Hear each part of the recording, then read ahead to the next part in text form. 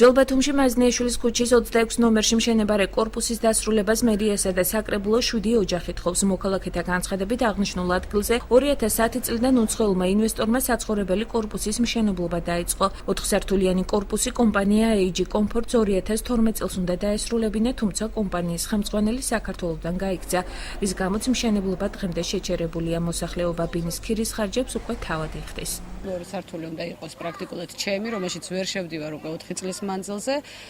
კონტრაქტები დარღვეულია, ვართ ქუჩაში დარჩენილი, უკვე აღარც ქირის ფულს აღარ იხდიან. გამოჩნდა ალტერნატივა იმისი, რომ ჩვენ დავასრულოთ, მაგრამ ეს ჩვენი დასრულება მოითხოვს იმას, რომ როგორმე მეხუთე სართული იქნებ მერიამ დაგვხდოს საშუალება, რომ ავაშენოთ და რომ შევძლოთ უკვე ვინმესთვის გადაცემა, რომ დაასრულოს ეს სახლი და შევიდეთ. მოქალაქეთა განცხადებით, თუ მერია და საკრებულო მათ ერთი სართულის დამატების უფლებას მისცემს, ისინი ალტერნატიულ სამშენებლო კომპანიას თავად მოძებნიან. აღნიშნული პირობების მიღებაზე თანახმა თავად AG Comforts წარმომადგენელი, რომელიც მერიასა და საკრებულოსგან საკითხის გაჭიანურებას გაუმართლებლად მიიჩნევს. ვთხოვთ მერიას მცირედ დახმარებას, რომ ეს კორპუსი დამთავრდეს.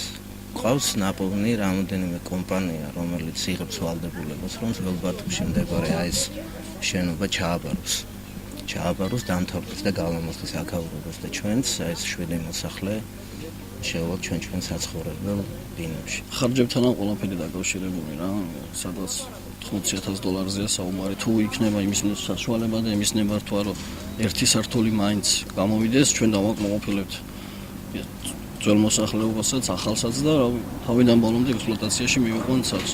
მარტო ამას ვითხოვთ, რომ ერთი საბრძოლის ნებართვა მოგცეს. დღის განმავლობაში მერიასა და საკრებულოში ოფიციალური კომენტარი არ გააკეთეს. საკრებულოს თავმჯდომარემ განაცხადა, რომ საკუთარი პოზიცია მან მოსახლეობას წერილობით აცნობა. ირაკლი ჩავლეიშვილის მიერ ხელმოწერილ საპასუხო წერილში ნათქვამია, რომ განცხადება ვერ დაკმაყოფილდება, რადგან წარმოდგენილი დოკუმენტაციით გათვალისწინებული სანებართო ობიექტზე სართულის დამატება, რითაც ხდება საპროექტო შენობის სიმაღლის გაზრდა, შეუსაბამობაში მოდის გვერდით არსებულ შენობებთან მიმართებაში არქიტექტურული თვალსაზრისით.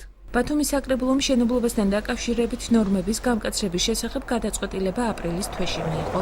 მაზნიაშვილის ქუჩის მოსახლეობამ კი როგორც საკრებულოს, ასევე მერიას აპრილამდე არაერთხელ უშედეგოდ მიმართა.